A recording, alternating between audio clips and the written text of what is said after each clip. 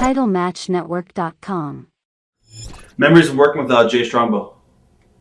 Jay was a great worker. The laziest worker I ever worked with. I mean, he didn't want you to hit him that hard. I mean, I'm stiff. Right. And he's like, whoa, if you hit me hard again, I'm leaving. And we worked one night, probably the best match we had. I was working with Pedro Morales in Boston the following night in Boston Gardens. Very weak advance. And the Globe had come there to cover my match with the Chief. The promoter at the time was Abe Ford, and he was really, trying to bump the match because it was really weak.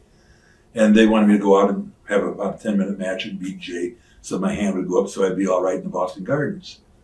And the guy running the agent at that time was not Arnold Skoll and the other one, Angelo Savoli.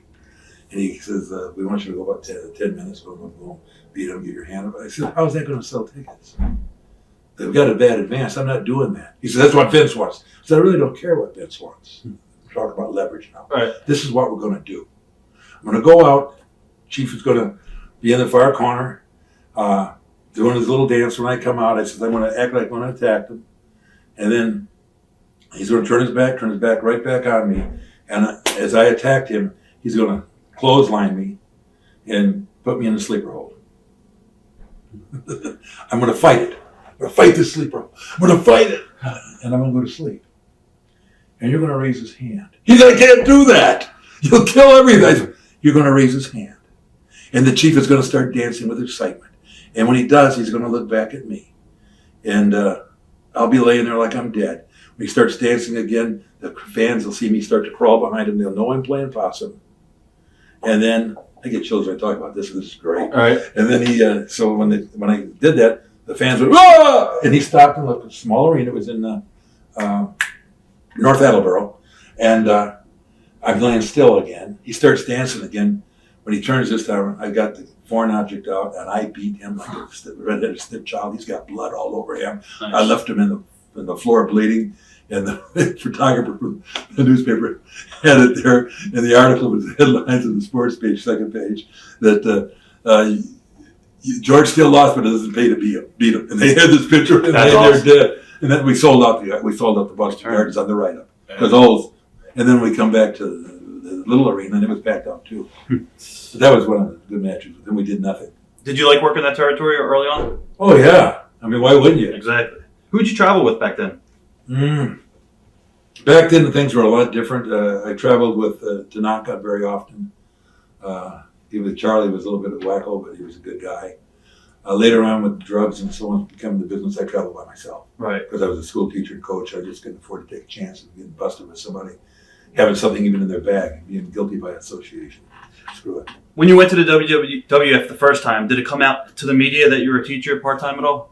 No. We covered that pretty well, except I was doing an interview I did a lot of magazine here the first couple of years. Right. I was doing one in Portland, Maine.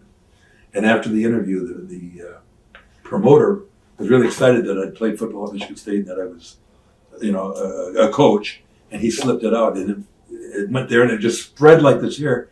And no one else ever mentioned it. So that one magazine. But it was great because when you put something in people's mind, they hear things word of mouth. It makes them wonder about you. Right. And so now the wilder and crazier I got, some people say, yeah, but I heard he's a school teacher. So it really built into the whole image of George Steele, which was really is the business as a work. So the more different things you have going on in people's minds about you, the better off it is. What about Gorilla Monsoon? Some of your memories working with Gorilla? I only worked with Gorilla a few times, really. He was a heel, I was a heel.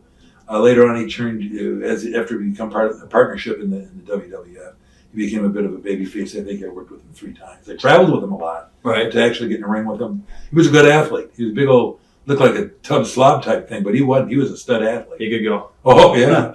What about Pedro? Pedro was a good guy. I had a match with Pedro, funniest match I ever had. It was a spot show up in northern New York. It might have been farther north than that. It might have been out of state. But it was a spot show. And I got a referee that's just, doesn't really get it. And Pedro's left-handed. And we start the match and boom, boom, boom, I put a wrist lock on him. I used to use holes. Maybe this is why I quit using holes. But I put a wrist lock on him. And this guy, he's standing there. I says, hit me. He says, I can't. You got my left hand. Huh. I said, hit me. Lay it in. He said, I can't. You got my left hand. I said, ring my bell. The referee turned around. Ding, ding, ding. And they rang the bell. Well, Skolin was running the show, and Skolin had already left. He called Vince Sr. and told him we had a great match and things were over. He left early. He didn't know. And then the promotion called up. They wanted their money back because the main event had gone less than a minute. And so I said, well, the stupid referee rang the bell. He said, well, why didn't you just keep fighting with him? I said, they kept ringing the bell. I did. I said, finally, I just figured, screw it. I left. That's great. He said, well, you got me in trouble with Vince. I said, well, you should have stuck around. Wow. Memories of Bill Miller. Oh, man. What a great guy. You want a real memory from Bill Miller? We were at the Sheik's house, and we were going to, which was in Lansing. We met there for a little business stuff and so on. About 6 wrestlers and their families. We're going down to Cobo Arena for a big show. And the wives were going in and getting ready, and my kids had come in. I had all 3 of my children with me. And my youngest one, who's now 50, was 4 or 5 years old. And as we went in, he snuck out and went down by the pool, which was quite away from the place. And Bill Miller's wife had just had her hair done and was getting ready to go to the show. My son was reaching for a ball in the pool and fell in. And if she wouldn't have been there, he'd have died.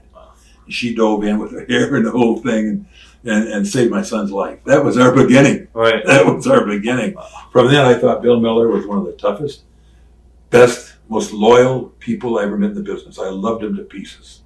Later on, when I was an agent, and he came to Columbus, Ohio, to a show. He was on walkers, could hardly walk, but we were bonded so tight. And he, I saw him. I had tears in my eyes. He had tears in his eyes. I hadn't seen him in about 8 years. That's the nature of the wrestling business.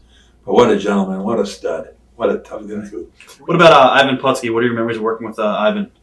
Ivan had a great look. We weren't on the same page often. Right. He had the hammer, the Polish hammer. But I remember working with him. The outstanding memory I have on him, I could have broke his friggin' neck, was in Springfield, Massachusetts.